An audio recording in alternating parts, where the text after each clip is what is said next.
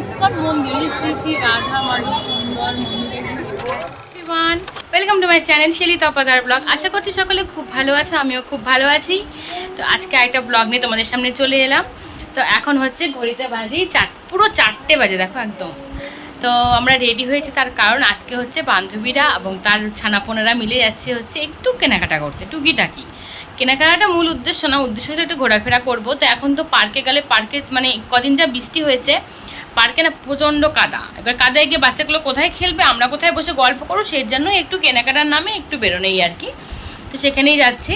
তো মাম্মামও দেখো রেডি। মাম্মামে যে ওর কী বলে, মাম্মাম যে ড্রেসটা দিয়েছিল সেই ড্রেসটা পরেছে, জুডিও থেকে নিয়েছিল ড্রেসটা। এই ড্রেসটা ভীষণ সুন্দর, মাম্মামের তো ভীষণ পছন্দ এই ড্রেসটা, না খুব পছন্দ। তো চলো, স্কার্টটা তো আগে, ওই স্কার্টটা তো নেই না। আর যে স্কার্টটা দিয়েছিল ওই স্কার্টটা একটু বড় বলে ওটা পরানো হয়নি, এটার সাথে এই স্কার্টটা যেটা আমি আজিও থেকে নিয়েছি অনলাইনে ওটা। তো যাই হোক, চলো দেখতে থাকো ব্লগ। যাচ্ছে আরও অনেকে, সবার সঙ্গে পুরো দেখতেই পাবে কে কে যাচ্ছে না যাচ্ছে। তো চলো পুরো ভিডিওটা দেখো, আশা করছি ভালো লাগে। তো রেডি হয়ে বসে আছে, এখন হচ্ছে গগনের মা ফোন করলে তারপরে বেরোবো। আর মাম্মাম পুরো বিরক্ত হয়ে গেছে, মানে কখন যাব সবার সাথে কখন দেখা হবে, এই জন্য। এই দেখো মাম্মা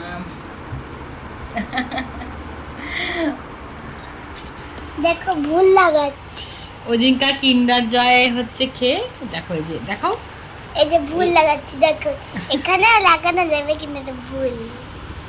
এই খেলনাটা পেয়েছি, এখানে হবে, দাঁড়া দেখাচ্ছি লাগিয়ে।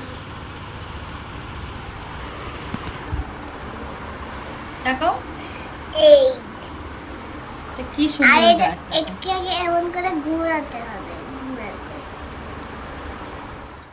বাজারে এসে আমরা দাঁড়িয়ে আছি তানিয়ার জন্য। তো তানিয়া এখনও আসেনি, তো কিছুক্ষণ দাঁড়িয়ে নিয়ে তারপর কিন্তু চলে এসেছো।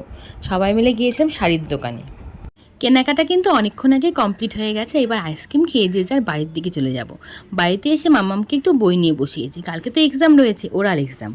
তো পড়াশোনা করি, তারপর মামার পাপাও চলে এসছে। মামার পাপাকে বললাম চলো একটু ইসকন মন্দির যাব, কদিন থেকে যাবো করে আর যাওয়াই হচ্ছিল না। তো চলো এখন হচ্ছে যাবো ইসকন মন্দিরে। অনেক দিন ধরে না মনটা খুব চাইছিল ইসকন মন্দিরে যাই।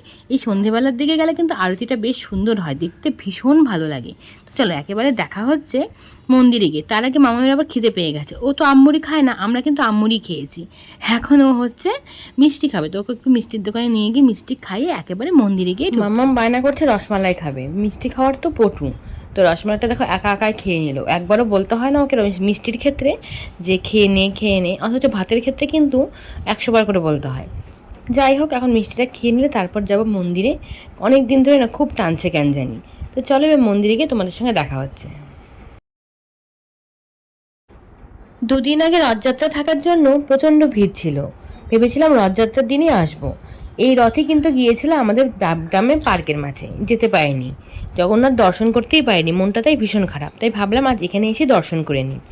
এত সুন্দর করে সাজিয়েছে কি বলবো, ভিড়টাও কিন্তু বেশ ভালোই ছিল। আর মাম্মাম তো পুরো অবাক, কারণ ওয়ালের উপরে এত সুন্দর সুন্দর আঁকা ছিল কি বলবো।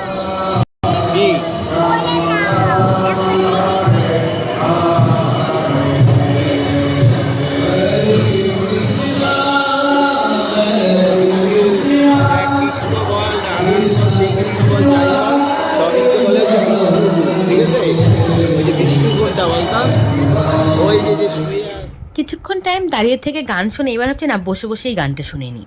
আর দূরে কিন্তু বেশ লম্বা লাইন হয়েছে প্রসাদ নেওয়ার। এখানকার প্রসাদ পাওয়া ভাগ্যের ব্যাপার। তা আমরাও দাঁড়িয়ে থেকে কিন্তু প্রসাদ নিয়ে এবার যথারীতি নিতে চলে যাব। নিচে গিয়ে মামামকে একটু ঘুরিয়ে দেখাবো, ও ভুলে গেছে, অনেকটা দিন আগে এসেছিলো তো কিছুতেই মনে পড়ছে না।